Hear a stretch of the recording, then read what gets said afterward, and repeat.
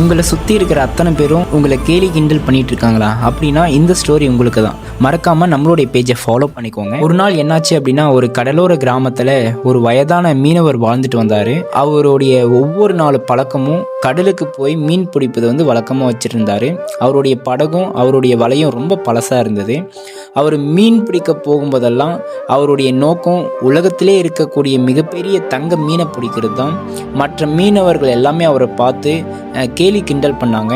ஆனால் அவர் ஒரு நாளும் மனசை தளர விடலை. ஒரு நாள் அவர் மீன் பிடிக்கிறதுக்காக வழக்கத்தை விட ரொம்ப ஆழமாக கடலுக்குள்ளே போனார். காலையிலேருந்து ஈவினிங் வரை ரொம்ப முயற்சி செஞ்சார். ஆனால் அவருக்கு ஒரு மீனும் சிக்கவே இல்லை. மற்ற மீனவர்கள்லாம் அவரை பார்த்து, நீங்கள் வீட்டுக்கு செல்லுங்க, உங்களால் கண்டிப்பாக இன்றைக்கி மீன் பிடிக்கவே முடியாது அப்படின்னு சொல்லிட்டு கேலி கிண்டல் பண்ணிகிட்ருக்காங்க. அவர் சோர்ந்து போகாமல் இன்று இல்லை அப்படின்னா நாளைக்கு, நாளைக்கு இல்லை அப்படின்னா அடுத்த நாள் அப்படின்னு சொல்லிட்டு வலை வீசுறதை நிறுத்தாமல் தனக்குள்ளே சொல்லிட்டு வலையை வீசிகிட்ருக்காரு. திடீர்னு அவருடைய வலையில் பெருசாக மாற்றத்தை உணர்றாரு. தன்னுடைய முழு பலத்தையும் வச்சு அதை இழுக்க முயற்சி பண்ணுறாரு.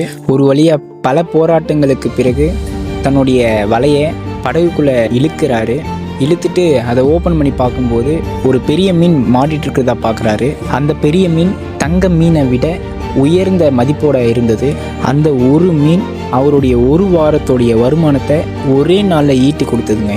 ஸோ இந்த மாதிரி தாங்க நம்மளுடைய லைஃப்பில் நம்மளுடைய கோலை நோக்கி நாம் முயற்சிக்கும் போது பல பேர் உன்னால் முடியாது, நீ பண்ணுறது வேஸ்ட்டு, கேலி கிண்டல் பண்ணுவாங்க. ஸோ அதை எல்லாமே காதில் வாங்காமல் நம்மளுடைய கோலை நோக்கி ஓடிட்டு இருந்தோம் அப்படின்னா கண்டிப்பாக ஒரு நாள் ஜெயிக்க முடியுங்க. இந்த ஸ்டோரியை உங்களுடைய ஃப்ரெண்ட்ஸுக்கு ஷேர் பண்ணுங்கள், அவங்களுக்கு தெரிஞ்சுப்பாங்க.